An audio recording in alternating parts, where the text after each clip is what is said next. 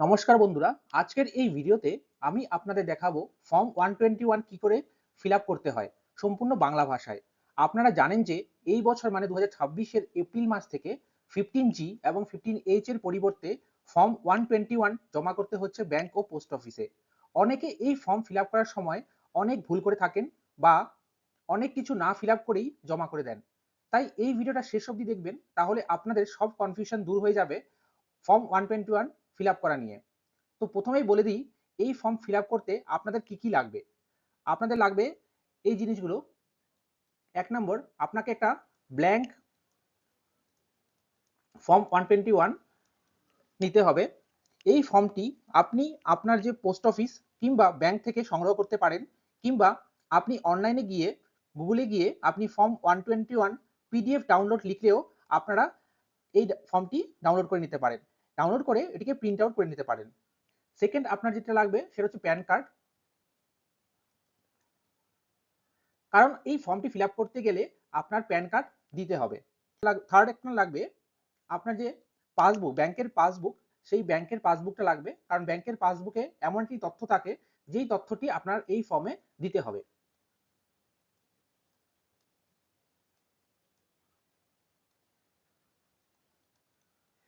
এবং লাস্টলি, আপনার যে যতগুলো ফিক্সড ডিপোজিট আছে কিংবা এসসিএসএস মানে সিনিয়র সিটিজেন সেভিংস স্কিম আছে বা আরডি যে বইগুলো আছে, সেগুলো আপনাকে নিয়ে নিতে হবে। কারণ ওখান থেকে আপনি আপনার যে ইন্টারেস্টের ইনকামগুলো হবে সেগুলো আপনি যোগ করে এই ফর্মে আপনাকে বসাতে হবে। তো দেখে নেওয়া যাক, চলুন দেখে নেওয়া যাক এই ফর্মটাকে কি করে ফিল আপ করতে হবে। তো দেখুন, ফর্ম 21 দেখতে অনেকটা এইরকম হয়।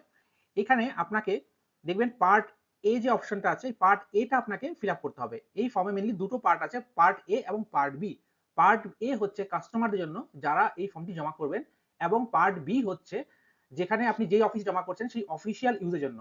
সেটিকে আপনাকে ফিল আপ করতে হবে না, শুধুমাত্র পার্ট এ টাকায় ফিল আপ করলেই হবে। তো উপরে দেখে নিন এখানে কি আছে। যে ফর্মের যে প্রথম পোর্শনটা যে আছে, সেখানে আপনার ডিটেলস অফ ডিক্লিয়ারেন্ট এটা আপনাকে ফিল আপ করতে হবে। তো এখানে আপনার নাম বড় হাতে, ধরুন আপনার নাম যদি হয় অমিত দাস, এখানে একটা আমি স্যাম্পল নাম নিয়ে নিচ্ছি। তো আপনাকে এখানে নাম লিখে দিতে হবে। তারপর আপনার অ্যাড্রেস, কমপ্লিট অ্যাড্রেসটা লিখে দেবেন। এখানে আপনার যেটাই অ্যাড্রেস হোক সেখানে আপনি এখানে লিখে দিবেন, ভিলেজ, পোস্ট অফিস সহকারে। আমি অত কিছু লিখছি না, শুধুমাত্র মালদা, এখানে আপনি পিনকোড এখানে একটা লিখে দিচ্ছি। ঠিক আছে, এখানে আপনি পুরো অ্যাড্রেসটা এখানে মেনশন করবেন, 2 নাম্বার যে আপনার কলামটা আছে, 2 নাম্বার যে রোটা আছে এর মধ্যে। নেক্সট আসি 3 নাম্বার, এখানে আছে পার্মানেন্ট অ্যাকাউন্ট নাম্বার। এখানে অনেকে ভুল করেন। এখানে আপনারা কি করছেন যে আপনাদের যে ব্যাংকের অ্যাকাউন্ট নাম্বার কিংবা ব্যাংকের যে এফডি আরডি নাম্বার এখানে দিয়ে দিচ্ছেন, এখানে আপনার কিন্তু সেটা চাইনি। এখানে পার্মানেন্ট অ্যাকাউন্ট নাম্বার মানে হচ্ছে আপনার প্যান নাম্বার। প্যান নাম্বারের শর্ট ফর্মে লিখেছে পার্মানেন্ট অ্যাকাউন্ট নাম্বার। তো এখানে আপনার যে প্যান নাম্বার এখানে আপনাকে বড়াতে মেনশন করতে হবে। ঠিক আছে,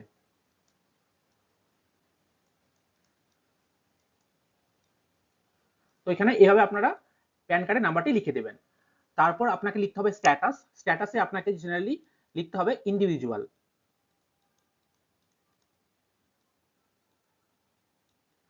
5 নাম্বার আছে রেসিডেন্সিয়াল স্ট্যাটাস, এখানে আপনাকে লিখতে হবে রেসিডেন্ট। কারণ জেনারেলি আমরা ম্যাক্সিমাম লোক এখানে আমরা রেসিডেন্ট, ইন্ডিয়ান রেসিডেন্ট।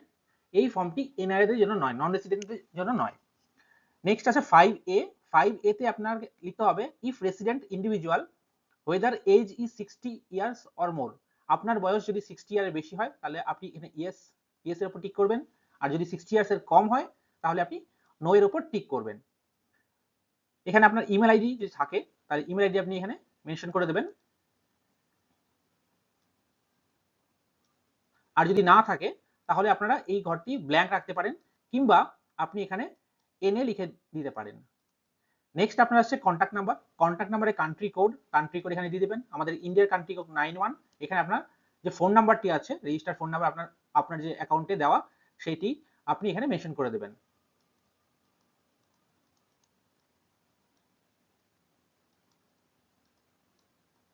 ফোন নাম্বারটি দেওয়ার পরে আপনার যে 8 নাম্বার যে রোটা আছে, ট্যাক্স ইয়ারটা আপনি যে কারেন্ট ট্যাক্স ইয়ার, কারেন্ট ফাইন্যান্সিয়াল ইয়ার, ওটাকে আপনাকে মেনশন করতে হবে। তো যদি আমি এই 2026 ফিল আপ করি তাহলে আপনাকে লিখতে হবে এখানে 2026-27। ঠিক আছে, মানে 1 এপ্রিল 2026 থেকে 31 মার্চ 2027 অবধি আপনি যে কোনো টাইমে এই ফর্মটা সাবমিট করুন না কেন, আপনাকে এখানে 2026-27 লিখে দিতে হবে। আশা করি এইটুকু আপনাদের ক্লিয়ার হয়ে গেছে। তো নেক্সট যে স্লাইড আছে, নেক্সট যে পোর্শনটা আছে আমরা দেখে নিই। নেক্সট পোর্শনটা আছে ডিটেলস অফ ইনকাম। এখানে ম্যাক্সিমাম লোকের কনফিউশন হয় যে এখানে আপনাকে কি ভরতে হবে। তো এখানে আপনার nature of income, nature of ইনকামে আমরা জেনারেলি লিখবো এফডি কিংবা আরডি ইন্টারেস্ট।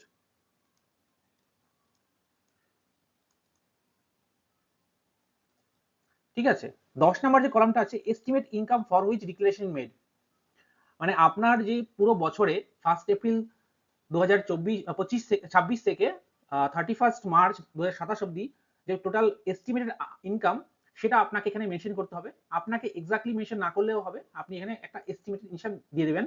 যেমন ধরুন আপনার কাছে একটি এফডি আছে, তার সেটা হচ্ছে 10 লাখসের, ঠিক আছে, আর আপনার যে প্রত্যেক মাসে মানে এফডি যে ইন্টারেস্ট পান সেটাতে আপনার 7% ইন্টারেস্ট পান, ঠিক আছে, তাহলে প্রত্যেক লাখে আপনার আসছে 7,000 টাকা, 10 লাখে আপনার আসবে 70,000 টাকা।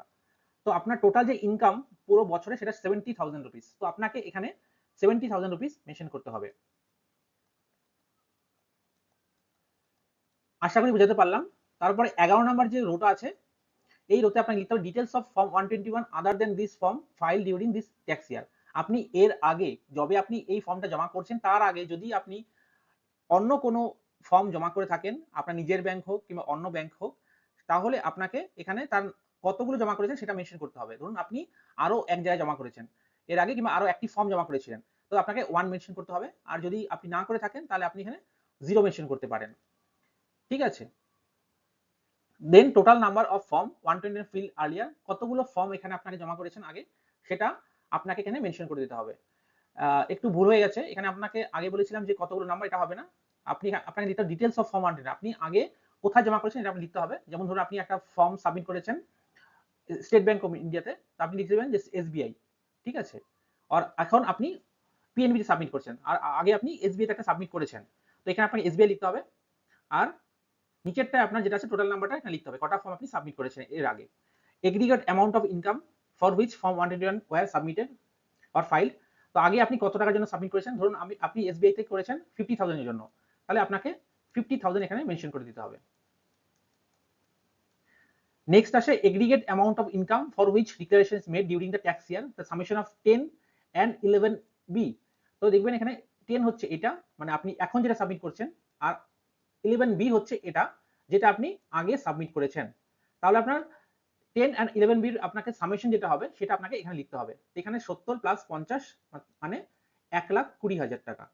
তো আপনাকে এটা এখানে মেনশন করতে হবে। এরপর হলো 13 A estimated total income of the tax year including income mention in column 12। তো এখানে দেখবেন কলাম 12 এ আমরা অলরেডি লিখেছি যে আমরা 1,20,000 টাকার জন্য আমরা অলরেডি সাবমিট করেছি বা করতে যাচ্ছি। এছাড়া আপনার যদি কোনো রকম ইনকাম থাকে, যেমন ধরুন আপনার যদি পেনশন ইনকাম থাকে 1,20,000, আর এখানে আপনি অলরেডি এফডি আর আরডি ইন্টারেস্টে আপনি 1,20,000 অলরেডি সাবমিট করেছেন, তাহলে পেনশন 1,20,000 প্লাস এখানে পেনশনের পাচ্ছেন আপনি 1,20,000 বছরে, প্লাস আপনার এফডি আরডি যে ইনকাম আছে সেটাকে এখানে আপনাকে যোগ করে দিতে হবে। তো যেটা যোগফল হবে সেটাকে আপনাকে এই কলাম নাম্বার রো নাম্বার 13 আপনাকে মেনশন করতে হবে। তো এখানে টোটাল আমার হচ্ছে 2,40,000 টাকা, তো এখানে আপনাকে মেনশন করতে হবে। তো ডিটেলস অফ আইটিআর, নেক্সট আছে ডিটেলস অফ আইটিআর 14 এ দেখুন, ডিটেলস অফ আইটিআর আপনাকে এখানে ফিল আপ করতে বলেছে। আপনার যদি আপনি লাস্ট 2 বছর কোনো আইটিআর ফাইল করে থাকেন তাহলে এখানে আপনার ট্যাক্স ইয়ার মেনশন করবেন, অ্যাকনোলেজমেন্ট নাম্বারটা আপনি আইটিআর এর যে রিসিপ্ট আছে ওখান থেকে পেয়ে যাবেন, এন্ড কত টাকার জন্য আপনি রিটার্ন করেছিলেন এখানে আপনাকে মেনশন করতে হবে। আর যদি না করে থাকেন তাহলে আপনি এখানে নট অ্যাপ্লিকেবল লিখে দেবেন। নেক্সট আসছে আপনার ফর্মটা এখানে ফিল আপ হয়ে গেছে। নেক্সট আপনার আসছে ডিক্লারেশন। ডিক্লারেশনে আপনাকে আপনার নাম লিখতে হবে এখানে, এখানে আপনার নাম লিখে দেবেন ক্যাপিটাল লেটারে। এরপর আপনাকে পার্মানেন্ট অ্যাকাউন্ট নাম্বার, যে আপনার প্যান নাম্বারটা এখানে মেনশন করে দেবেন।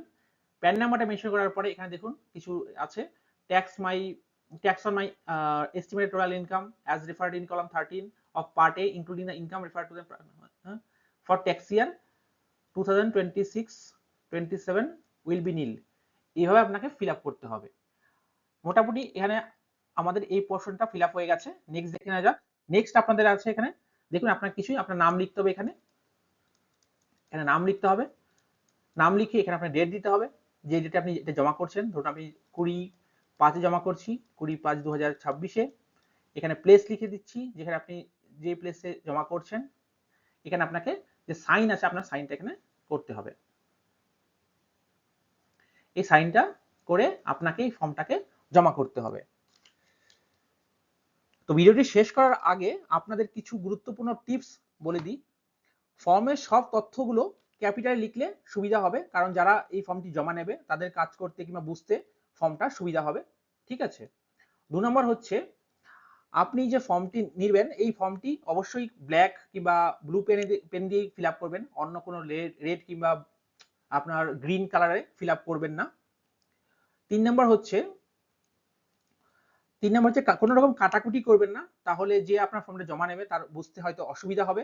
এবং জমা দেওয়ার আগে 4 নম্বর, জমা দেওয়ার আগে আপনি ফর্মটিকে আবার একবার মিলিয়ে দেবেন সব তথ্য আপনার সঠিক আছে কিনা। তো এইভাবে খুব সহজেই আপনি ফর্ম 121 ফিল আপ করতে পারবেন। ভিডিওটি ভালো লেগে থাকলে অবশ্যই লাইক করুন, শেয়ার করুন আর চ্যানেলটিকে সাবস্ক্রাইব করতে ভুলবেন না। ধন্যবাদ।